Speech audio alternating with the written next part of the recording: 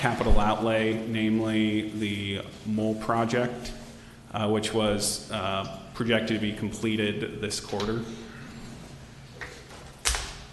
As an update on the mole project, we have been invoiced almost $2 million to date on a total contract amount of $3.2 million.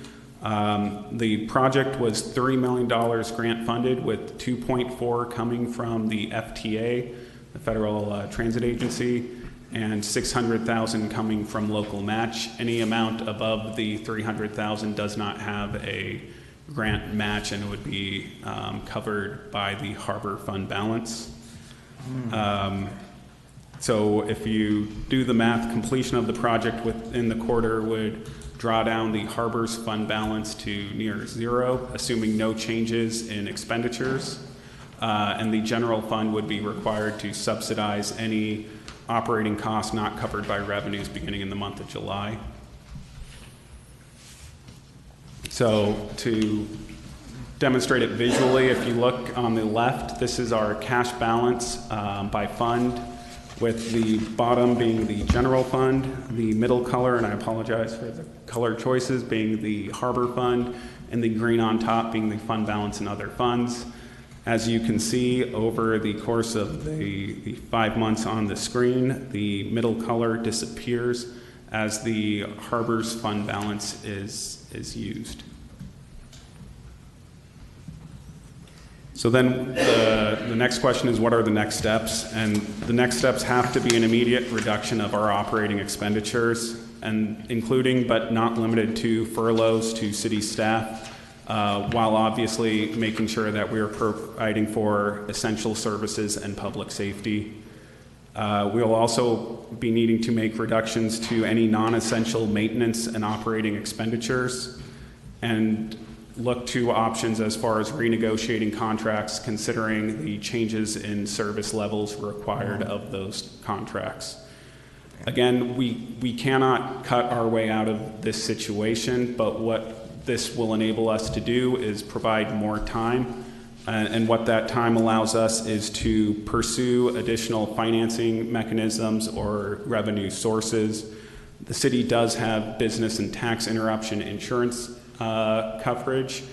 Now, the process for submitting a claim as well as the collectability is unknown at this time, but it is an avenue we will be pursuing.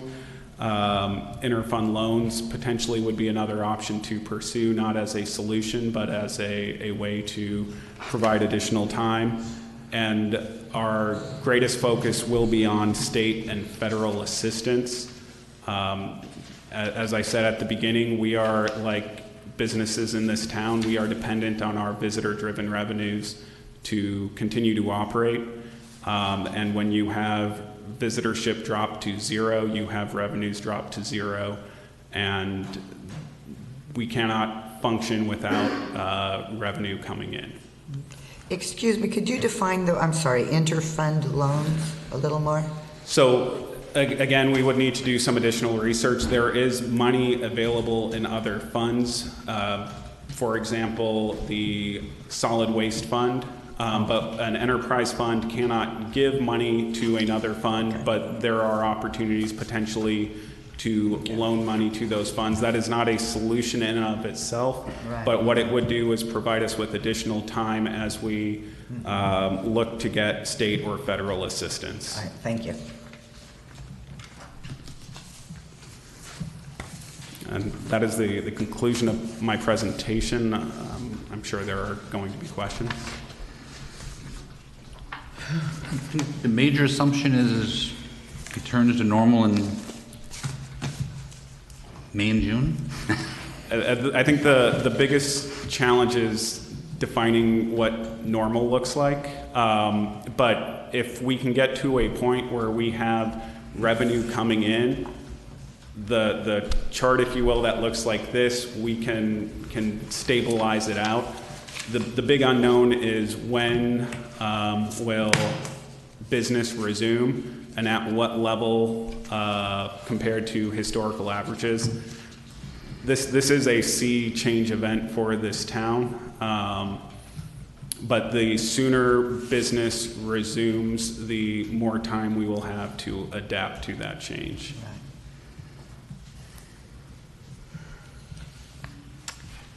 And do we have other questions other than what's our next step? When you talk about the immediate reduction of operating expenditures, not blah, blah, how will that occur? Are you all as staff and departments looking at furloughs and reduction? So what's the next step? Yes, we've already started going through contracts, which ones that we can, like our shower and restroom, the trash, not the landfill ones yet, but the smaller but costly ones. We've talked to most of the employees in group meetings as well as all the department heads and supervisors about cutting all non-essential spending. We've earmarked projects that we cannot go forward on anymore. We are reaching out to our state and federal grants. We're assuming we haven't gotten the final thing, but we want to make sure that we're able to extend any grants that we have out there that have deadlines. And as far as our furloughs, the who and what, we are evaluating all that, and that's pretty immediate. Okay. So as you say, this is just informational? Yes, ma'am. Yeah. If we have down the line any thoughts or whatever, because I think we're all just digesting this, can we then just maybe reach out to you? Absolutely, we would appreciate any thoughts. Okay. I have a feeling there will be people out in the public that are going to have thoughts as well, and we'll probably be the ones receiving those comments. But I have a thought. good. I would like to see the city allow for people to make credit card payments for things like the TOT tax, admissions tax, the licenses and whatnot, because those forms can easily be scanned in and emailed to the city. And if there's a way that you can make a payment online, at least the city still has an ability to collect the revenue that way as well. And for some, credit card will extend their cash flow. And we have discussed that before, and there was an answer kind of why we. So one of the challenges of why we currently don't have that is we don't have a mechanism to integrate it directly into our accounting system. But similar to Rec Pro, there are workaround solutions to that. So currently we do accept credit cards for the rec department. And without getting too detailed, it's a little more effort on my end, but it's something we can definitely look into, and we should be able to do. But there's an expense to that. There typically is a transaction. There would be the option, and it would be my recommendation to go with this, a service charge or fee associated with it. So like any business credit card, there is a 2% or 3% service charge associated with using a credit card. Typically, the consumer doesn't see that 2 or 3%. It's baked into the business's charge, but governments or anyone really would have the ability to add an additional service charge for the ability to use credit card fees. That way, the city doesn't lose any revenue from the process. But I think that kind of defeats the purpose. Yeah. Well, I mean, in some cases, given the circumstances, I'll say personally that for business insurance, I always use the credit card and pay online, and I pay the 2% fee because the benefit for paying with a credit card is far greater than, so it's not, I'm saying for some people, having the ability to stretch out the payment but have the cash available to help with employees or other things is more of a... And we can discuss that 2 or 3% fee, because if it's the difference between collecting any revenue and not, that may be something we have to look at as a city. One of the things that's hard to predict is the impact, the true impact this is having on our taxpayers.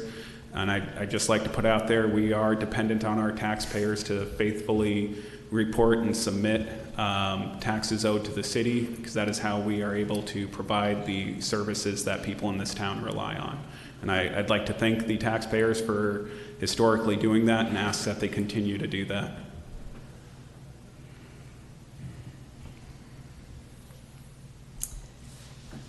Well, if you're looking for words of wisdom from me, I don't have any. So, Steve, did you have a comment? No? I mean, I guess my ask would be to the extent that you have relationships and to coordinate obviously with Denise, but our focus needs to be on looking for state or federal assistance until operations can begin to resume to normalcy. That is, while we do need to look at the expenditure side, ultimately, we can't cut our way out of this. We need to find revenue.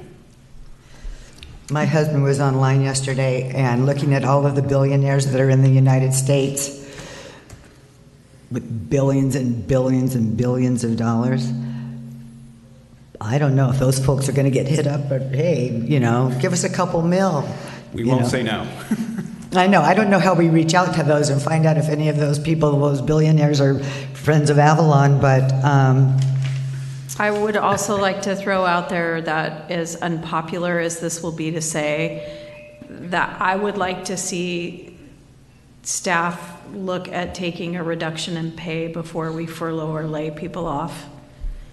That if that's something, I don't know how the unions work with that, I'm not sure, but we are evaluating which one is the greatest benefit to the budget line. And if it's a furlough day or a 20% reduction or whatever it is, absolutely.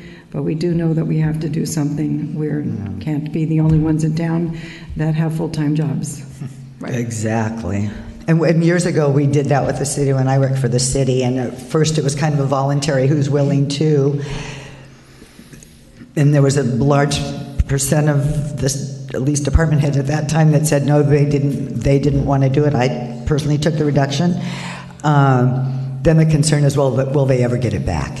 Right. But then there's also, again, I'll just be the unpopular one, but there's also those that are capable of retiring. Maybe now is a good time if they're, I just want to, before we, Thought of all that. Yeah, I'm sure you they have. I just want the public to know we're thinking of it as well. No, but well said.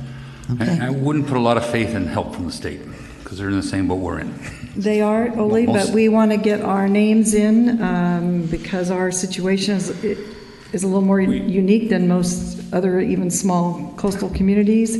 We do have Townsend at the federal level that's in constant communication with the Lowenthal's office for us, and Michael and I are working our way through the state, our contacts.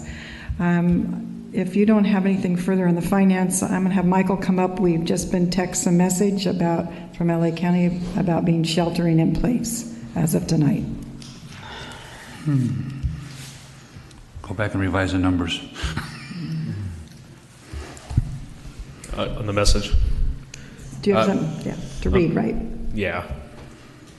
I just wanted to let everybody know that at 5:30, the LA County Board of Supervisors was having a press conference, and so we've been monitoring that, and we just got confirmation that LA County has issued a shelter-in-place starting at midnight tonight.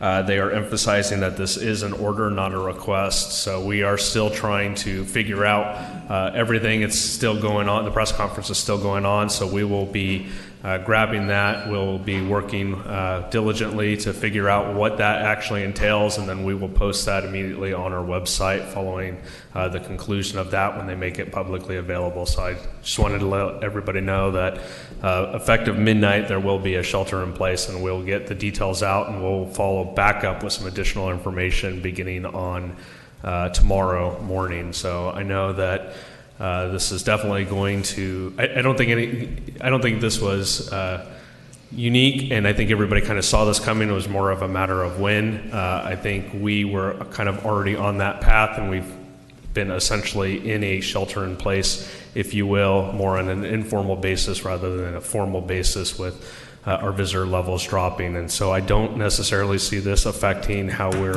we've been living for the last couple of days, but we will need to continue to ensure that we are complying, and we want to make sure that we continue to do our part to slow the spread. And I would just take a moment to remind everybody to please continue to display, I know council has emphasized this as our city manager, but continue to display compassion for each other, and let's find ways to come together as a community. I know these are tough conversations, and this is only going to compound that, but we will get through this. Time to go to Vaughn's. And you will explain to us what shelter in place means. For example, when we talk about people coming over on the boat, then that will pretty much be saying they can't come? That is to be determined. I'm not sure how it affects public transit, so I don't want to give any false information out. Essentially, the crux of what a shelter in place is saying anything that's non-essential, you're to remain at home where possible. So if you have the ability to work at home, you'll continue to work at home. If you are in a essential type service, and government is an essential service, as are some of the other industries, including transit, because that is regulated by the California Public Utilities Commission. It is more of a privatized version of public transit, but it is public transit. Those will continue to run. We will have access to the mainland for our community members who need to go over, but if they don't need to go over for essential travel, the directive there is to remain at home. And then there's a couple other industries like Vaughn's. It doesn't mean that you can't go to the grocery stores, but don't go out if you don't need to, but you can exercise and other things. Okay. We were getting ready to, tomorrow, it was going to be posted that we were asking anyone who is not a primary resident of Kathleen Island or providing essential services to our residents not to visit anymore, and there's a whole blurb on it. So that was going out tomorrow as well. Okay. And that will be to all our major entities and the Express. Okay. Any further comments? Thank you. Meeting adjourned. Can